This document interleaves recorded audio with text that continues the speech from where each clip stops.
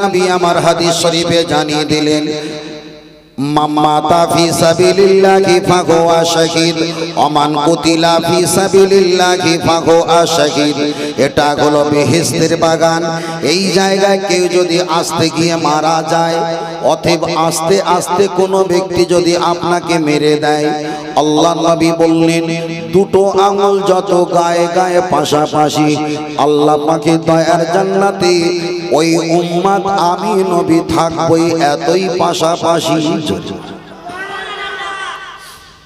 আল্লাহ নবী জানিয়েছেন একবার সুবহানাল্লাহ পাঠ করলে, হাদিসটা মিশকাত শরীফে এসেছে, একবার সুবহানাল্লাহ পাঠ করলে আসমান আসসামা আল আরদা, আসমান আর জমিন যতটা ফাঁকা জায়গা, lakh lakh million million billion billion trillion trillion crore crore kilometre রাস্তা, একবার সুবহানাল্লাহ পাঠ করলে আসমান আর জমিন যতটা ফাঁকা জায়গা, আল্লাহ নবী বললেন একবার সুবহানাল্লাহ বলার বিনিময়ে এতটা ফাঁকা জায়গা আল্লাহ নেকি দিয়ে ভরপুর করিয়ে দেয়।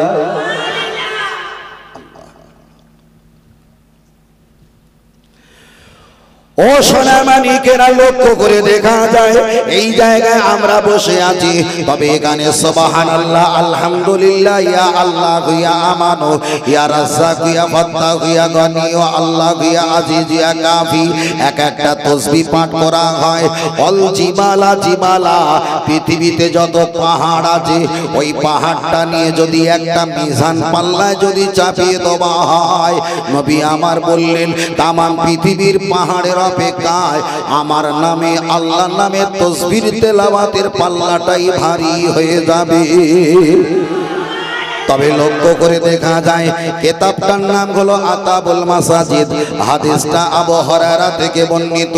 কোন ব্যক্তি যদি কোরআনের মাহফিলে যদি একটা বার হাজির হয়ে যায়, কোন ব্যক্তি যদি আল্লাহর ঘরে আল্লাহুম্মা আফতালি আবু আবা রাহমাতি, আল্লাহর ঘরে যদি ডান পা কদমটা যদি রেখে দেয়, বাম পা তোলার আগে নবী আমার বললেন ওর বাপ মা দাদা দাদি নানা নানি ছটা মুরব্বির কবরে যদি আযাব হয়, ওই সন্তান আওলাদ আল্লাহর ঘরে ঢোকার সাথে সাথে অতক্ষণ পর্যন্ত তার ছটা মুরব্বির কবরে আযাবকে আল্লাহ মাফ রেখে দেয়। আর একটু জোরে বলে, এগুলো হাদিসের ব্যাখ্যা, এগুলো হলো হাদিসের ব্যাখ্যা। আর কোরআনের ব্যাখ্যা করতে গেলে নিম্ন সংখ্যা 19 রকম জ্ঞান রাখতে হবে, যা আমাদের সমাজে 100টা বক্তা থাকলে 3টে বক্তার নেই। ও আমার জওয়ান যুবকেরা, আমি আপনাকে বোঝাতে চাই, তাহলে এখানে ইসালে সওয়াবের একটা ফজিলত করলাম, চলেন একটা বার আগিয়ে যাওয়া যায়। আপনি নামাজ পড়বেন, তুনতুন নয় আকার ময় আকার বর্গীর জানামাজ, তুনতুন নয়তে নমিম আকারেতে আমার ময়তে মাতাকে আকারেতে আল্লাহর বর্গীর জয়তে জন্য নত করি ও একমাত্র আমার মাতা মহান আল্লাহর। এই মাথাটা ঝোঁকাতে হয় একমাত্র আল্লাহর জন্য, একমাত্র আল্লাহর জন্য। তবে আমি আপনার কাছে একটা বার বোঝাতে চেয়েছি, লক্ষ্য করে দেখা যায় আপনার উযু নাই এখানে বসে ওয়াজ করতে পারো, আপনার উযু নাই ওখানে বসে ওয়াজ শুনতে পারো, আপনার উযু নাই মসজিদে ফজরের আজান দিতে পারো। তবে এই নয় সকালে বলবে না হুজুর বলেছে বিনা উযুতে আজান দিতে হয়, এটা আমি বলছি না। উযু যদি না থাকে ওয়াজ করতে পারো, উযু যদি না থাকে ওয়াজ শুনতে পারো, আপনার উযু নাই মসজিদে আজান দিতে পারো, আপনার উযু নাই কবর জিয়ারত করতে পারো, আপনার উযু নাই ছাগল বকরি দম্বা মহিষ জবাই করতে পারো, আপনার উযু নাই আপনি সবরেসানি করতে পারো, আপনার উযু নাই লা ইলাহা ইল্লাল্লাহ জিকির করতে পারো, আপনার উযু নাই ইফতার খেতে পারো, আপনার উযু নাই সেহরি খেতে পারো। আপনার যদি উযু না থাকে, আল্লাহর কোরআনে হাত না দিয়ে মুখস্থ যদি থাকে, আল্লাহর কোরআন তেলাওয়াত করতে পারো। কিন্তু হানাফি মাযহাবের মাসলা হলো উযু আছে যদিও সন্দেহ হয়, সন্দেহযুক্ত উযু নিয়ে নামাজ পড়া যাবে। দ্বিতীয় নাম্বার, চলেন আপনার কাছে দ্বিতীয় নাম্বার বলি, আপনার টাকা নিয়ে দান করো না, আপনার টাকা নিয়ে ফিতরা দিও না, আপনার টাকা নিয়ে কুরবানি দিও না, আপনার টাকা নিয়ে বাবাজি এবছরে হজ পাকে যাওয়ার প্রয়োজন নাই, আপনার টাকা নিয়ে সাদকা ফিতরা দেওয়ার প্রয়োজন নাই। তবে আল্লাহর বান্দা জেনে রেখে দাও, আপনাদের কিবলা হলো কোন দিক, পশ্চিম কোন দিক, এই দিক এই দিক, এই কিবলার দিকে একটা বার দেখা যায় পাটা লম্বা করে দাও। আপনি যদি দাঁড়িয়ে নামাজ পড়তে অসুবিধা না হয়, আপনি বসে বসে নামাজ পড়েন, পাটা গড়িয়ে ভাঁজ করে নামাজ পড়েন। পা গড়িয়ে নামাজ পড়তে যদি অসুবিধা হয়, আল্লাহর কাবার দিকে পাটা লম্বা করে দিয়ে একটা বার নামাজ পড়ো। আল্লাহর কাবার দিকে পাটা লম্বা করে দিয়ে পিছনে দুটো তিনটে চারটে বালি দিয়ে ইশারায় নামাজ পড়ো। উজু করলে যদি রোগের পরিমাণটা বেড়ে যায় তায়াম্মুম করো। সেজদা দিতে গেলে মাথার যন্ত্রণা যদি বেড়ে যায় ইশারা ইশারা সেজদা দাও। তবে টাকা নিয়ে হজ করো না, টাকা নিয়ে কুরবানি দিও না, টাকা নিয়ে ফিতরা দিও না, টাকা নিয়ে দান সাদকা করো না। টাকা থাকুক আর নাই থাকুক, মরণের যদি 5 মিনিট বাকি থাকে তখনও ইশারা ইঙ্গিতে আল্লাহর নামে ইবাদত করে আল্লাহকে বোঝাতে হবে, আল্লাহ আমি যে আপনার গোলাম, এটাই হলো তার বাস্তবিক প্রমাণ। আর একটু জোরে হবে না? এগুলো হলো মশলা মশাইল হাদিসের ওয়াজ। কথা বোঝাতে পেরেছি? চান্ডি ঘুরে যাবে, বোঝেন না বাবাজি? এবার এর ভিতরে একটা আপনাদের মনে কল্পনা হচ্ছিল, হুজুর কিবলার দিকে পা লম্বা করে দিয়ে নামাজ পড়তে হবে। আপনারা ধরেন, আমি ধরে বলছি, এইটা ধরে নেন কিবলা, ভাই এটা কিবলা। এখন পা আমরা এরকম করে রাখি না, এরকম করে রাখি, এরকম রাখি তো, এমন করে রাখি না তো, পা রাখি। বলেন পা কোন দিকে আছে? কিবলার দিকে। তাহলে কাল থেকে আর সমালোচনা করবে না তো, হুজুর বলেছে কিবলার দিকে পা লম্বা করে দাও, সমালোচনা করবে না তো? সমালোচনা করতে গিয়ে ভাই জন্য জ্ঞান থাকে। কাবার দিকে পীর, কাবার দিকে চেহারা, নজর সবকিছু কাবা সোজাসুজি রাখতে, ইলা শাহমাতি উদুনাই হাতটাও কিবলামুখো রাখতে হয়, সিনাও রাখতে হয়। আর যদি বলেন হুজুর পা তো কিবলামুখো দেই না, আঙুল দেই কিবলামুখো, তাহলে এটাও আমার আঙুল, এটা আমার গোড়া, এটা আমার হাত, এটা আমার কানুই, এটা আমার দাপনা, এটা আমার পিঠ। তাহলে চেহারা কোনটা? চেহারা কোনটা? সবই চেহারা। পা যখন ওই দিকে দেওয়া আছে ওটা হলো পা। কথা আঙুলও পা, তালুও পা, গেঁড়ও পা, আর জুলাকুম হাঁটু থেকে নিচ পর্যন্ত ওটা হলো সব পা। হাঁটুর উপরে কাপড় তোলা নিষেধ, তাই ওখান থেকে নিচ থেকে যা আছে ওটা হলো সব পার সমাতুল্য। তাহলে কিবলার দিকে যদি অসুস্থ ব্যক্তি পা গুটিয়ে নামাজ পড়তে অসুবিধা হয়, ব্যান্ডেজ করা আছে, আল্লাহর কিবলার দিকে পাটা লম্বা করি, কোনো সমস্যা নেই। চলেন পরে এগিয়ে যাই। চলেন আমি আপনার কাছে বোঝাতে চেয়েছি, নামাজ সম্পর্কে আপনার কাছে বলছিলাম। তাহলে আপনাকে এখানে পরিষ্কার হয়ে গেল, আল্লাহর কাবার দিকে পাটা লম্বা করে দিয়ে নামাজ পড়তে হয়। এবার চলেন আমি আপনার কাছে আর একটা কথা বলি, আল্লাহকে আর নবীকে পাওয়ার জন্য কোথায় গেলে আল্লাহ আর নবী পাওয়া সম্ভব? আমার বক্তব্য খুব লজিক্যাল, খুব ভালো বেড়ে নিয়েন, ছাত্র হবে আর ওই একবার লেখাপড়া শিখে গেলি 10টা আলেমরা গিলে খাবে। এবার একটা বার বলেন, আল্লাহকে আর নবীকে আপনি পাবেন কোথায়? যদি বলেন হুজুর মসজিদে গেলে আল্লাহ পাওয়া যায়, মসজিদে যদি আল্লাহ পাওয়া যায়, এখন বাজে বাবা দেখা যায় 2:39, দেখবেন রাত 9টার পরে ওই মসজিদে তালা মারা। তাহলে আল্লাহকে তালা মারা ঘরে মসজিদে থাকে, ঠিক না? ঠিক। এবার আপনি বলবেন হুজুর মসজিদে তো আল্লাহ পাওয়া যায়। আমি আপনার কাছে বোঝাতে চেয়েছি, আপনি দলে দলে মসজিদে নামাজ পড়তে যাবেন, দলে দলে মসজিদ থেকে বার হবেন, এটাই হলো সমাজের কোয়ালিটি। আপনি একা একা নামাজ পড়তে গেলে কথা যদি কম বলবে ছেলেটা অহংকার বেশি, আবার যদি বেশি কথা বলো আবার বলবে আমার চাচা বক বক করে বেশি। তাহলে কথা বললে সমস্যা, কথা না বললে সমস্যা। দলে দলে গিয়ে আপনার নামাজ পড়তে পড়তে হবে, মুসল্লিরা বার হবে, আপনাকেও বার হয়ে চলে আসতে হবে। আপনি যদি রাত 11টার পর থেকে নিয়ে ফজর পর্যন্ত একটা পাখা আর বাল্ব জ্বালিয়ে রাতের অন্ধকারে যদি নামাজ পড়েন, একদিন 2 দিন 4 দিন চলে যাবে। পরের দিন ইমাম আর সেক্রেটারি বলবে, ও বাবাজি, মসজিদ তোমার পৈতৃক বাপের সম্পত্তি নয়, সারাটা রাত পাখা আর লাইট জ্বালিয়ে নামাজ পড়বে। তাহলে পৃথিবীর আলেমরা বলে, আল্লাহর ঘরের সঙ্গে সম্পর্ক রাখো, আল্লাহর ঘরমুখ হও, আল্লাহর ঘরমুখ হও। 3 দিন যাবার পরে তো আমার জায়গা তুলনা দেবে। এবার আপনি বলেন, ওইভাবে কি নামাজ পড়ে আল্লাহ আর নবী পাওয়া সম্ভব?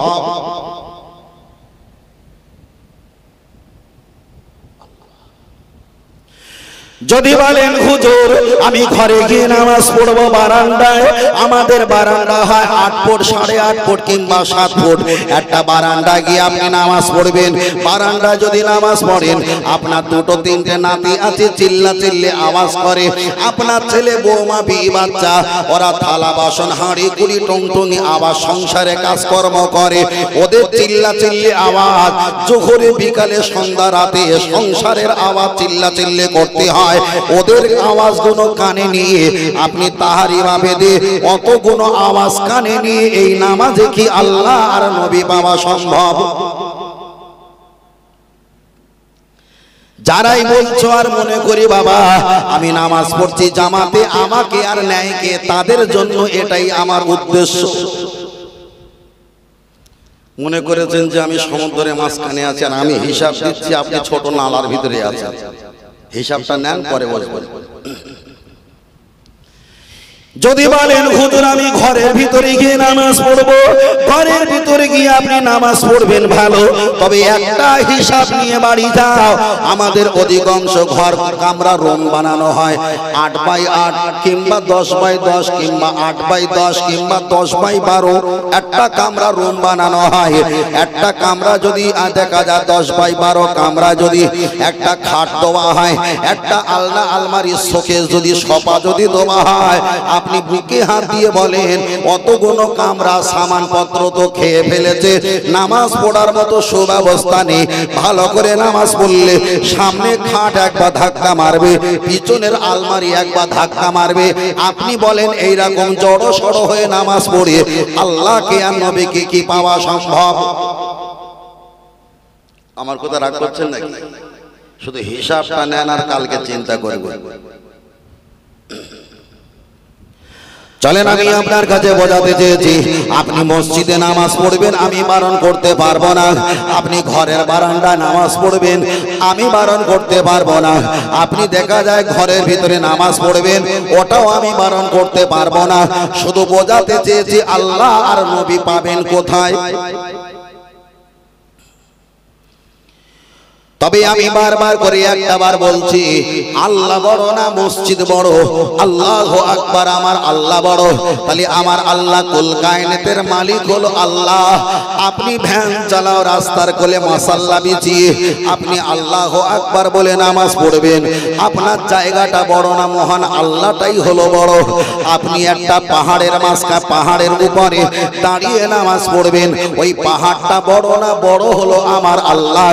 আপনি মসজিদে নামাজ পড়বেন, মসজিদটা বড় না বড় হলো আমার আল্লাহ।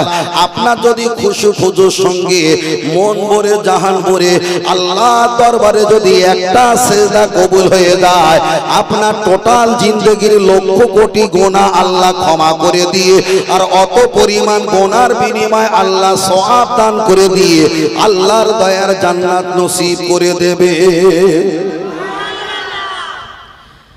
আমি ফরজ নামাজ পড়বো ইমামের পিছনে, ঠিক আছে, ইমাম সাহেব আল্লাহু আকবার ঠেলে উঠবে আর আমি উঠবো, ইমাম সাহেব সেজদায় যাবে আর আমি যাব।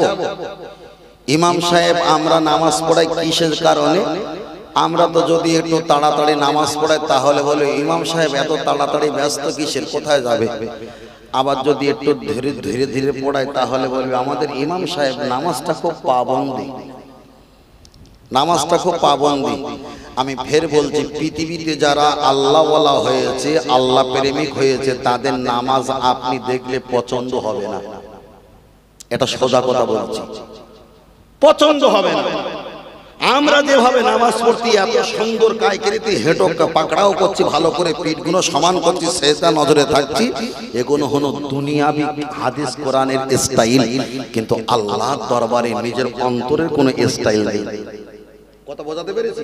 তাহলে তাকওয়াপন্থী যারা নামাজ পড়ে তখন শরীয়তের আলেম বলবে হুজুরের পীর সাহেবের নামাজ পড়া দেখেছো কেমন করে যাচ্ছে, দেখো কেমন করে যাচ্ছে জানো, কেমন করে যাচ্ছে জানো। ভাই ও নামাজে কি মজা পাচ্ছে আর আমি নামাজে কি মজা পাচ্ছি, আমি যদি জানতাম যে ওই নামাজে কি মজা পাচ্ছে তাহলে আমারও একদিন ভক্তি মহব্বতে পাগলে তখন আমার হাঁটুটা পাকড়া উপর ধরা হতো না, তখন নরম হয়ে তুল তুল করে কাঁপতো, সেজদায় আর টান টান যেতাম না, তখন পাগলের মতন হামাগুড়ি দিয়ে সেজদা চলে যেতাম।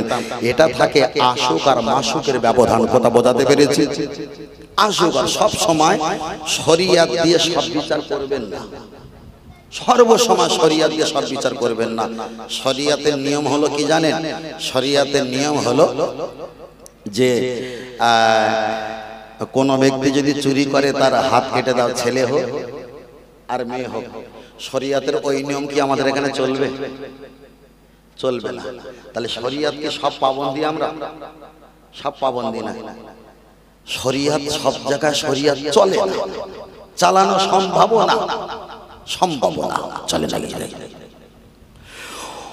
ও আমার বাপজিরা, আমি আপনাকে বলছিলাম তাহলে মসজিদে নামাজ পড়ে আল্লাহ পাবেন কিনা, ঘরের ভিতরে নামাজ পড়ে আল্লাহ পাবে কিনা, নবী পাবে কিনা, বারান্দায় নামাজ পড়ে আল্লাহ আর নবী পাবে কিনা। আপনার কাছে আমি দ্বিতীয় নাম্বার অপশন বললাম, চলেন এবার পঞ্চম নাম্বার অপশন যাই। আমার কথাটাকে ভালো করে মুখস্থ করে নেন। আমি ভালো কোরআন হাদিস বলতে পারি না, তবে প্রয়োজন যেটা সেটাই আমি আপনার কাছে তুলে ধরছি। একটাবার হিসাব করে দেখো, লক্ষ্য করে দেখা যায় আপনি আল্লাহকে আর নবীকে পাবেন কিভাবে, কৌশলটা আমি আপনাকে একটু শিখিয়ে দেই। আপনার ঘর আছে দেখলাম 4 কামরা 5 কামরা 3 কামরা ঘর আছে। একটা ঘরে বড় ছেলে বড় বৌমা থাকে, ভালো। একটা কামরা মেজে ছেলে মেজে বৌমা থাকে, এটা ভালো। একটা কামরা নাতি থাকে, লেখাপড়া করে, অবশ্যই ভালো।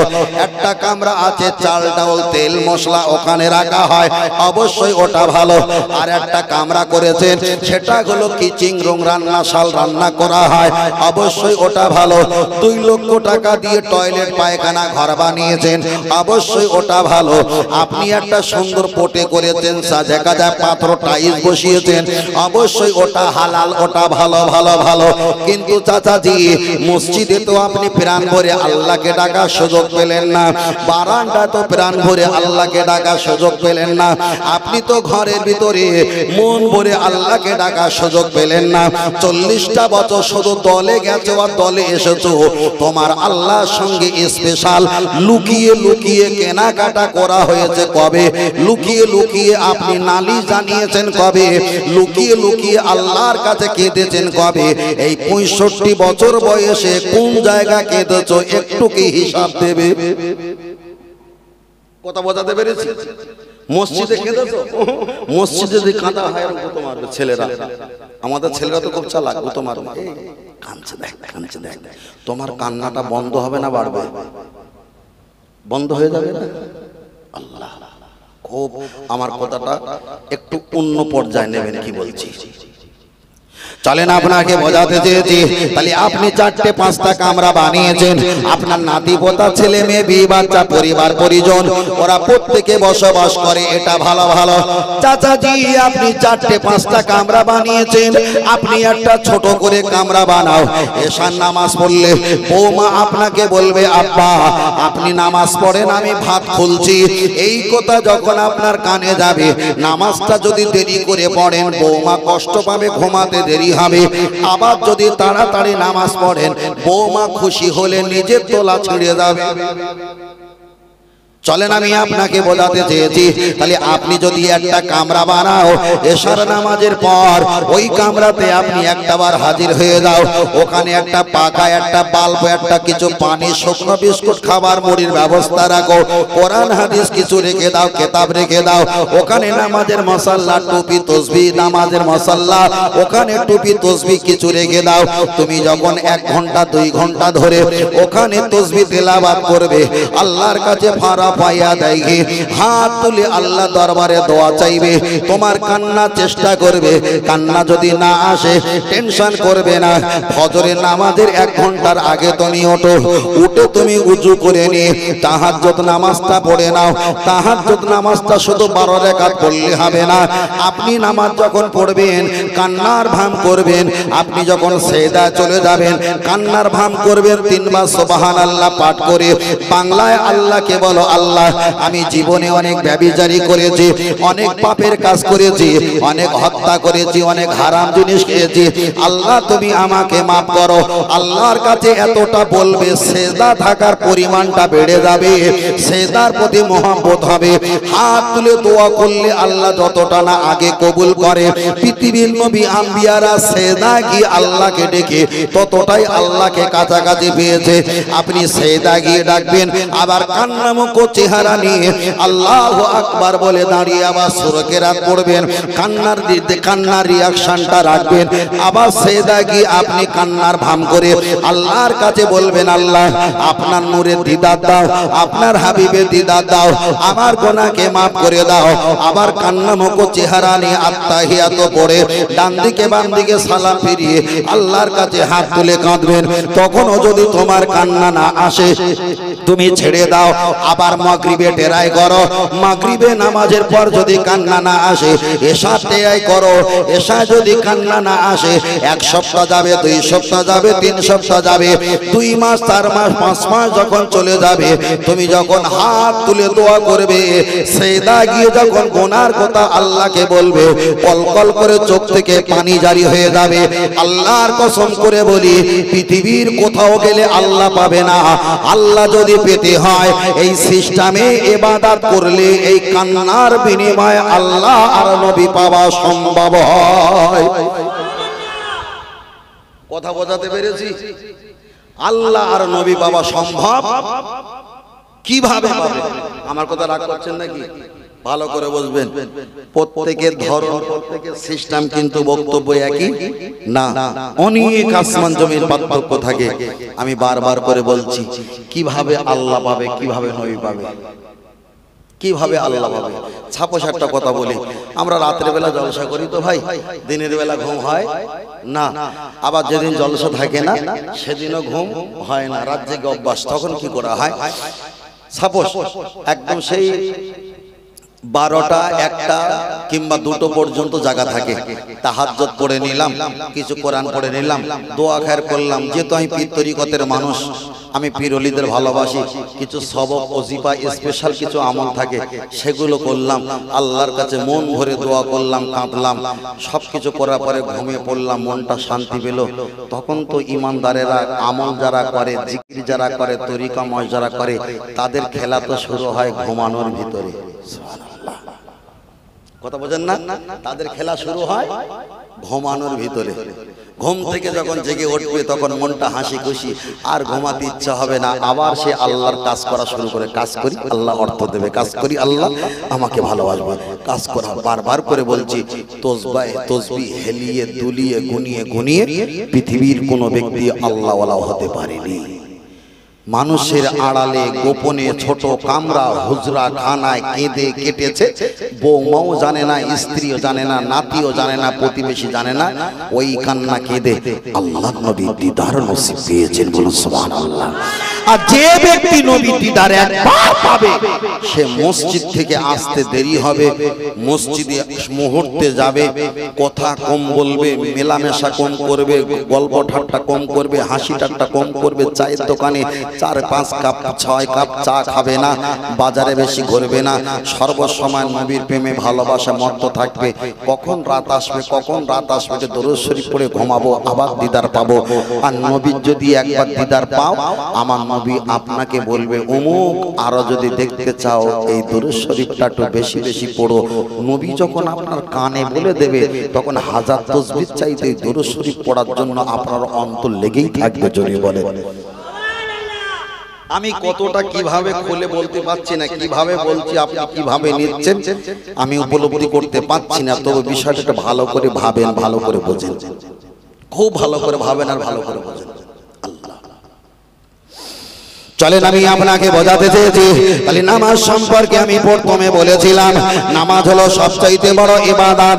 কিভাবে আপনাকে আমাকে নামাজ পড়তে হবে, পরে আপনাকে একটা সিস্টেম বলেছিলাম।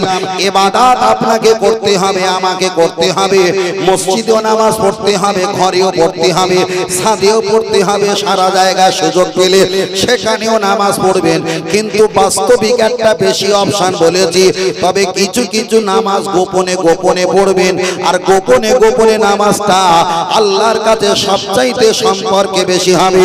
এবার বাবাজি আমার কাছে একটাবার আমি আপনাদের জিজ্ঞাসা করব, আর আপনারা আমাকে জবাব দেবেন, তাহলে খুশি হব। ফরজ নামাজে বেশি সওয়াব না নফল নামাজে বেশি সওয়াব? আগের কথা যেটা বলছেন ওর সঙ্গে মিল আছে। ফরজ নামাজে বেশি সওয়াব না নফল নামাজে বেশি সওয়াব? বড় ভাই আমি আপনাকে দেখতে পাচ্ছি না, একটু এদিকে আসেন, একটু আসেন এদিকে। ওই যে আমার মেজো ভাই আছে, আসো বাবু, আসো আসো, মাশাআল্লাহ আসো। বড় ভাই আপনি আসবেন না? আসেন সামনের দিকে আসেন। বাহ বাহ মাশাআল্লাহ মাশাআল্লাহ। এবার আপনারা বলেন ফরজ নামাজে বেশি সওয়াব না নফল নামাজে বেশি সওয়াব? ফরজ নামাজে বেশি সওয়াব। আপনারা আমরা সকলে বলি ফরজ নামাজে বেশি সওয়াব, কিন্তু আমি আজকে প্রমাণ করব ফরজ নামাজে বেশি সওয়াব না। জামাতে নামাজ পড়লে কত গুণ সওয়াব হয়? 27 গুণ। 27 গুণ সওয়াব হয়। তাহলে আল্লাহ তো ইসলাম মেরে দিয়েছে, বারকোড দিয়েছে, স্ক্যানার দিয়েছে, এর দাম হলো 27। কথা বোঝাতে পারিনি? তাহলে এই ফরজের দাম হলো 27 গুণ। 27 গুণ আল্লাহ ইসলাম রেট মেরে দিয়েছে। পৃথিবীর কোন ফরজের পরে সুন্নাত নফল ওয়াজিব মুস্তাহাব মুস্তাহাসান পৃথিবীর কোন নামাজে কি রেট বাঁধা আছে? তাহলে ফরজ নামাজে রেট বাঁধা আছে। আপনি কি জানেন না যে মালে রেট বাঁধা থাকে কমানো যায় না, কমানো যায় না, বাড়ানো যায় না। আর যে মালে রেট মোটে বাঁধা না থাকে সিজন মাফিক বাড়িয়ে নেওয়া যায়, সিজন মাফিক কমিয়ে দেওয়া যায়। ঠিক না বে ঠিক? হয়তো আমার কথাটা বুঝতে পারছেন না। চলেন একটাবার বাংলা ভাষায় খুলে বলি। আপনাদের এলাকায় কোনো ব্যক্তি যদি রাজমিস্ত্রি কাজ করে, রাজমিস্ত্রি সকাল 7টা থেকে নিয়ে সন্ধ্যা 7টা 6টা পর্যন্ত 7 ঘন্টা 8 ঘন্টা ডিউটি যদি করে, একটা রাজমিস্ত্রিকে কত টাকা দাও? 500 কিংবা 600 কথা বলেন, কত টাকা? 500 টাকা দাও। তাহলে একটা রাজমিস্ত্রি 8 ঘন্টা ডিউটি করলে, 7 ঘন্টা 8 ঘন্টা ডিউটি করলে তাকে যদি 500 টাকা দেওয়া হয়, ওটাই তো ছিল বাড়িওয়ালা মালিকের কাজ। তাহলে মালিকের যে কাজ করবে 8 ঘন্টা, এর রেট বাঁধা। ওই ব্যক্তিটা কাজ করে যখন সন্ধ্যাবেলা চলে আসছিল, হঠাৎ করে শুনেছে এই এলাকায় জলসার আগে টিপ টিপ করে বৃষ্টি পড়ছিল। চাচিমা বলছে, খোকা তুমি কি রাজমিস্ত্রি? হ্যাঁ মা, আমার ঘরে একটা জানালা আছে, জানি না বৈশাখাল বৈশাখী ঝড় উঠবে, আমার জানালাটা ঠিক করে দাও। বাবাজি দেখলো মাত্র আধা ঘন্টার কাজ, তড়ি ঘড়ি উনি সামানপত্র বার করে দিয়ে আধা ঘন্টার কাজটা তাড়াতাড়ি ইট দিয়ে প্লাস্টার করে মেকআপ করে দিয়েছে। বুড়িমা আঁচল থেকে 300 টাকা তাকে দিয়েছে। আপনি বলেন 8 ঘন্টা ডিউটি করে 500 টাকা পেল। আর মালিকের হুকুম করে যখন চলে আসার পথে ব্যক্তিগত স্বাধীনতা নফল করতে পারে, নাও করতে পারে, ওই আধা ঘন্টা কাজে পেয়েছে 300 টাকা। এবার বলেন মালিক বেশি দিয়েছে, ফরজ নামাজ বেশি দিয়েছে না নফল নামাজ বেশি দিয়েছে? আমি বোঝাতে পারছি না নাকি? তাহলে ফরজ নামাজ দিয়েছে কত? ওর রেট বাঁধা 27 গুণ, ওর রেট বাঁধা 500 টাকা।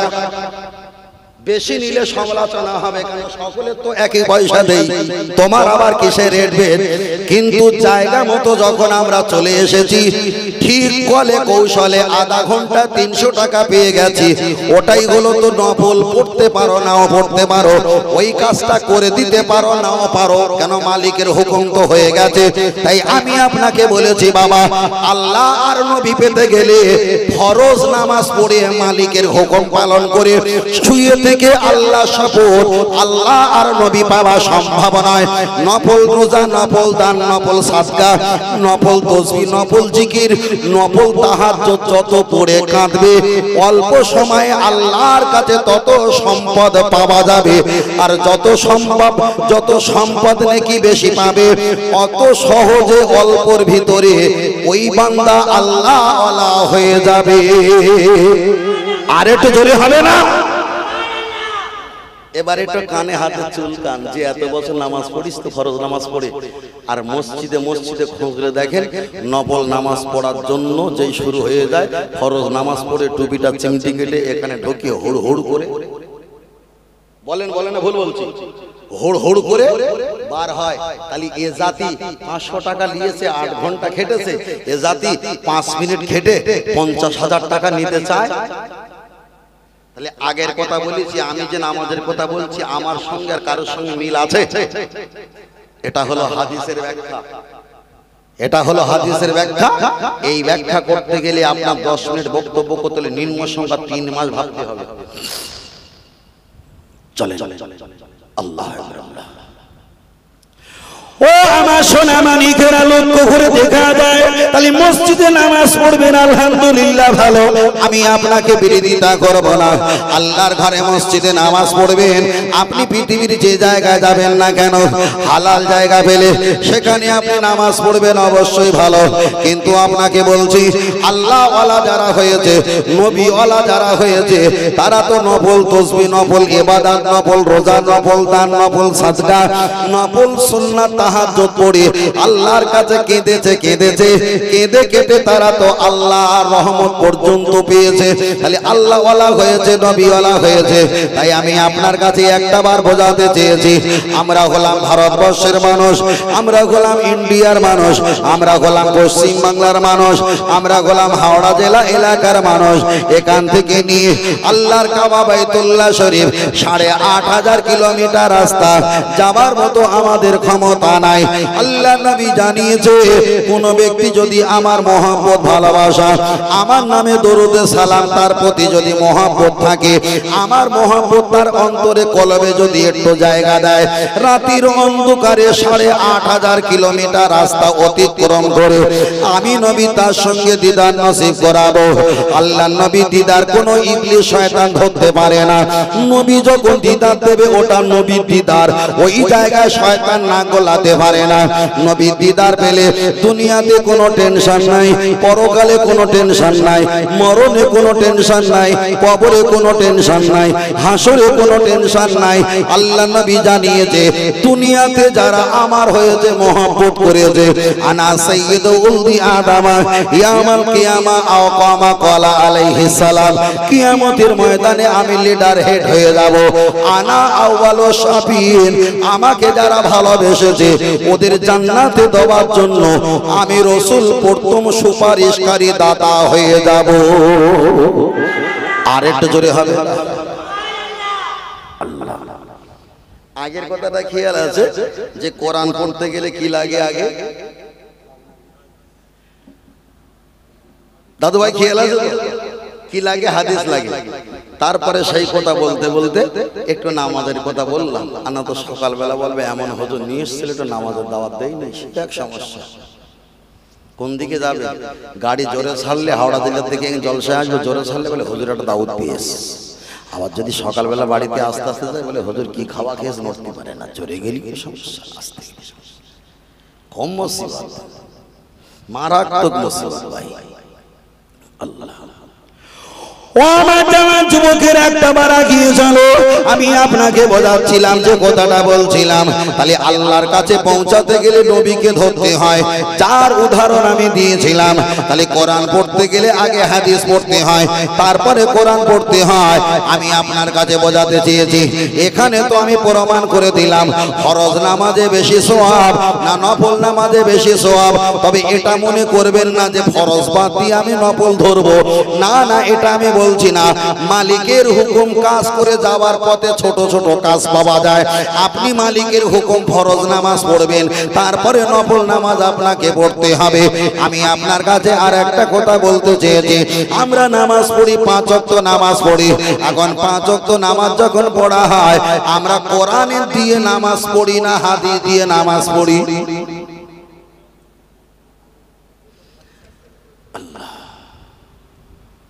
যেটা যেটা হবে তো একটা হবে।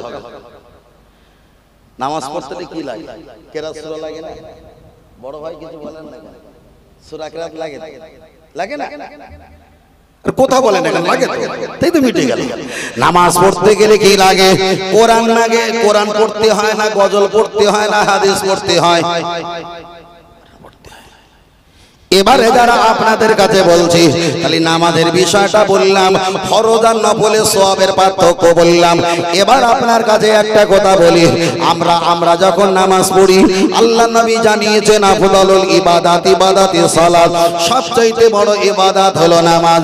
তাহলে নামাজ যখন আল্লাহর ইবাদত, নামাজ পড়তে গেলে তো কোরআন লাগে। কিন্তু আমি বলবো আর আপনারা হিসাব করবেন, আমার বলা যদি ভুল হয় আমাকে গপ করে ধরবেন, তবে চলে যাবার পরে না। চলেন মসজিদে আপনাদের আজান হয়েছে 8টায় কিংবা 8:30 কিংবা 8:45 মসজিদে এশার আজান হয়েছে। আল্লাহু আকবার, আল্লাহু আকবার, আশহাদু আল্লা ইলাহা ইল্লাল্লাহ।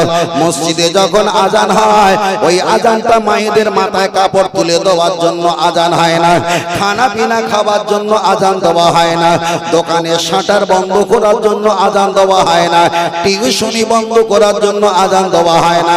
আজান দেওয়া হয় একমাত্র আল্লাহর ইবাদত করার জন্য আজান দেওয়া হয়, নামাজীকে স্মরণ করিয়ে দেওয়া হয়, নামাজের জন্য তোমরা প্রস্তুতি হও, নামাজের জন্য তৈরি হও। খালি নামাজ পড়তে গেলে আল্লাহর কোরআন লাগে। আপনি যে মসজিদে কানে হাত দিয়ে আল্লাহু আকবার বলে আজান দিয়েছেন, ওই আজানটা টোটাল কোরআনের কোথাও নাই। ওটাই তো বুখারীর হাদিস, ওটাই তো নবী বলেছে নামাজের জন্য আগুন জ্বালাবে না, নামাজের জন্য ঢিল পাথর ছড়বে না, নামাজের জন্য তোমরা আল্লাহু আকবার বলে তাকবীরের আওয়াজটা দাও। তাহলে নামাজের জন্য মসজিদে 5 ওয়াক্ত যে ডাকা হয় আজান নামীয় আজান, ওই আজানটা কোরআন নয়, ওটাই হলো আমার নবী পাকের হাদিস। আর নবী পাকের হাদিস পড়ে আল্লাহর নামাজি বান্দাকে নামাজের জন্য ডাকা হয়। জোরে বলেন। আস্তে আস্তে যাচ্ছে, হালকা হালকা করে যায়। আল্লাহ চলেন আপনার কাছে বোঝাতে চেয়েছি, আপনি যখন মসজিদে চলে গেলেন, প্রথমে ডান পা আরজুলাকুম ডান পা রাখলেন। ডান পা রাখা কোরআন নয়, ওটা নবী পাকের হাদিস। একটা দোয়া পড়তে হয়, আল্লাহুম্মা আফতালি আবওয়াবা রাহমাতিক, ওই দোয়াটাও কোরআন নয়, ওটা নবী পাকের হাদিস। আপনি যখন মসজিদে চলে গেলেন, যাওয়ার পর আপনি নিয়াত করবেন নাওয়াইতু আন উসাল্লি লিল্লাহি তাআলা 4 রাকাত সালাতি, 3 রাকাত 2 রাকাত 4 রাকাত। আপনি যে কোনো নামাজে নিয়াত করবেন, নিয়াত করাটা কোরআন নয়। আল্লাহ নবী বুখারীর প্রথমের হাদিসের ব্যাখ্যা এসেছে, ইন্নামাল আমালু বিন্নিয়াত, তোমরা প্রতিটা কাজে কমপ্লিট তোমরা পরিপূর্ণতা নিয়ত করো। ওই নিয়তটা কোরআন নয়, ওটা হলো নবী পাকের হাদিস। আপনি কানে হাত ঠেকাবেন কিংবা কাছাকাছি হাত নিয়ে যাবেন, ইলা শাহামাতি উদুনাইহি, ওটা কোরআন নয়, ওটা নবী পাকের হাদিস। আপনি যখন নাভির নিচে হাত বাঁধবেন, ওটা কোরআন নয়, ওটা নবী পাকের হাদিস।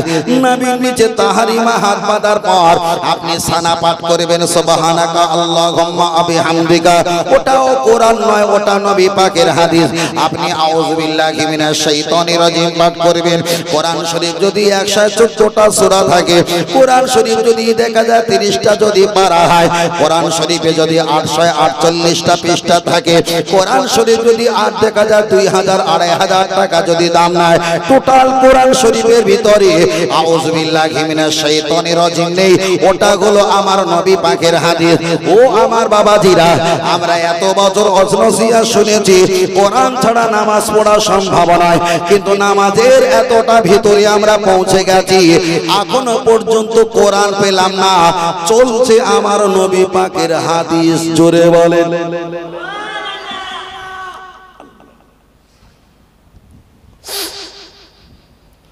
ও আমার জামান যুবকেরা, আমি আপনাকে বোঝাতে চেয়েছি, চলেন দ্বিতীয়বার অপশন আগিয়ে যাওয়া যাক।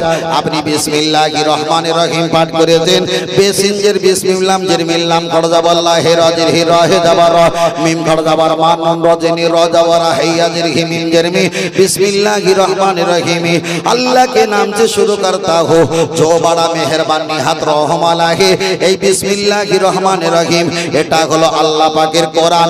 সূরা ফাতিহা পড়লেন ওটা আল্লাহ পাকের কোরআন, অন্য একটা সূরা পড়লেন ওটা আল্লাহ পাকের কোরআন। তাহলে দুটো সূরা হলো আল্লাহর কোরআন। আল্লাহু আকবার বলে রুকুতে গেছেন, ওটা হলো হাদিস। সুবহান রাব্বিয়াল আযীম পড়েছেন, ওটা কোরআন নয়, ওটা হলো হাদিস। সামি আল্লাহু লিমান হামিদা কোরআনের কোথাও নেই, ওটা নবীর জবানের হাদিস। রব্বানা লাকাল হাম ওটা নবী পাকের হাদিস। আল্লাহু আকবার বলে সেজদা গিয়ে সুবহান রাব্বিয়াল আলা 3 বার 5 বার 7 বার 9 বার 11 বার 13 বার 16 বার 18 বার 21 বার যতবার পারেন আপনি পড়েছেন, ওটা কোরআন নয়, ওটা নবী পাকের হাদিস। আপনি বসে বসে আত্তাহিয়াত ও তাশাহুদ পড়েছেন, ওটা কোরআন নয়, ওটা নবী পাকের হাদিস। আপনি বসে বসে দুরূদ শরীফ পাঠ করেছেন, দুরূদ শরীফটা কোরআনের কোথাও নেই, ওটাও নবী পাকের হাদিস। আপনি বসে বসে দেখা যায় দোয়া মাসুরা পাঠ করেছেন, ওটা কোরআন নয়, ওটাও নবী পাকের হাদিস। আপনি ডান দিকে সালাম ফিরিয়েছেন, আসসালামু কবলাল কালাম পহলে সালাম উনকে বাদ কালাম, ওই সালাম দোয়াটা কোরআন নয়, ওটা নবী পাকের হাদিস। আপনি আল্লাহুম্মা আমিন মুনাজাতে বলেছেন, এই আল্লাহুম্মা আমিন এটাও কোরআন নয়, এটা নবী পাকের হাদিস। আপনি যখন মুনাজাত যখন শেষ করলেন, দোনো হাত মুখ পার ফিরলো, দুটো হাত যখন মুখ থেকে মুসাফা করো, এটাও কোরআন নয়, এটা নবী পাকের হাদিস। মুনাজাতে শেষে বিরহমাতিকা কিংবা পূর্ণাঙ্গ কলেমা শরীফ পড়ে শেষ করো, এটাও কোরআনে নেই, এটাও নবী পাকের হাদিস। তাহলে কোরআন আর হাদিস মিলিয়ে যদি 10% হয়, হিসাব করে দেখেছি 2% শুধু আল্লাহর কোরআন আর 8% আমার নবী পাকের হাদিস। এবার বলেন কোরআন পড়তে গেলে কি লাগে? জি জি জি বলো। আমি এটা বলতাম না, আমি এখান থেকে একটু ভালো করে রিসার্চ করা শুরু করেছি। আজ থেকে প্রায় মাস তারিখ আগে আমি মালদাতে একটা জলসা গেছি, সেখানে কিছু আহলে হাদিসের মতবাদ আছে। আহলে হাদিস তা তানাদের বক্তব্য তারা দাওয়াত করেছে, আর আমারও সেখানে আমরা সুন্নাতুল জামাত হানাফি মাযহাব আমার দাওয়াত করেছি। তা আগে দেখিনি তারা বক্তব্য দিতে চলে গেল, আমাদের বিরুদ্ধে হোসম তোসম অনেক কিছু করে গেল। তো যা করিস করে যায় আসে না। তোমারও গাড়ির হরেন রয়েছে, তুমি টিপেছো, আওয়াজ হয়েছে, তা আমারও হরেন রয়েছে, আমরা টিপতে সময় দাও। তা আমি উঠে যখন বললাম, ব্যাখ্যা দিলাম, তখন ওদের চোখ কপালে উঠে গেল, হুজুর এত বছর তো শুনে এসছি এই, তা আপনি বলছেন এই। তা বলে দেখো, আমি বলেছি ওয়াজ করার ভিতরে ভুল হলে গপ করে ধরবে, চলে যাওয়ার পরে কথাটা খুব চ্যালেঞ্জ, ছোটখাটো বিষয় নয়। তাই আমি আপনাকে বোঝাতে চেয়েছি, আপনি পৃথিবীতে ধর্ম পালন করবেন, আল্লাহর কোরআন তেলাওয়াত করবেন, আউযু বিল্লাহি মিনাশ শাইতানির রাজিম পড়তে হয়, ওটা হাদিস পড়ে কোরআন পড়তে হয়। কোরআন পড়া শেষ হয়ে গেলে সাদাকাল্লাহুল আলিয়ুল আযীম বলতে হয়, ওটাও কোরআন নয়, ওটাও নবী পাকের হাদিস। আল্লাহ যা বলে সত্য বলে, অসাদাকার রাসূলুন নবিয়ুল কারীম, নবী যা বলে সত্য বলে। কোরআন পড়তে গেলে আগেও হাদিস পরেও হাদিস, নামাজ পড়তে গেলে 10% ভিতরে 8% হাদিস। তবে যেখানে আল্লাহ সেখানে রহমত নয়, যেখানে নবী সেখানে আল্লাহর রহমত। তবে আল্লাহ মানলে নবী মানা নয়, নবীকে মানলে আল্লাহকে মানা হয়। জোরে বলে, আর একটু জোরে হবে না? এটা তাকবীর দান, নারে তাকবীর। আর একটু জোরে হবে না? নারে তাকবীর, নারে তাকবীর। আমার কথা কি কষ্ট পাচ্ছেন? শেষ রাতে বক্তব্য করা বড় ভাই, এ শরীরের প্রতি একটা জুলুম হয়, সবকিছু হয়, তাই না বড় ভাই? শেষ রাতে বক্তব্য করা কষ্ট না? কষ্ট। যাই হোক, আপনারা যে শুনছেন আলহামদুলিল্লাহ, এটাই শুকরিয়া মহান আল্লাহর। তবে দরুদ শরীফ আল্লাহুম্মা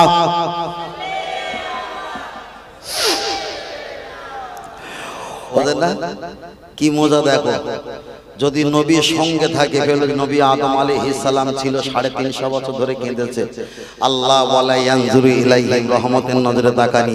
নবী আদম যখন আমার নবীর ওসিলা আল্লাহর কাছে কেঁদেছেন, আমার আল্লাহর সঙ্গে সঙ্গে কান্নাকাটি বন্ধ করে দিয়েছেন। আপনি জানেন কি শান্তি আর কি মজা, কি শান্তি আর কি মজা আপনি বুঝতে পারবেন না, করে দেখেন একটা বার। ফের বলছি, নামাজ, রোজা, হজ, যাকাত, তাসবিহ, তিলাওয়াত, মুরাকাবা, মুশাহিদা, এগুলো হলো সব পানি, আর বর্তন হলো, পিয়ালা হলো মুহাম্মদ সাল্লাল্লাহু আলাইহি সাল্লাম। যদি মুহাম্মদ সাল্লাল্লাহু আলাইহি সাল্লাম বর্তন যদি না থাকে, আপনার একটাও টিকবে না।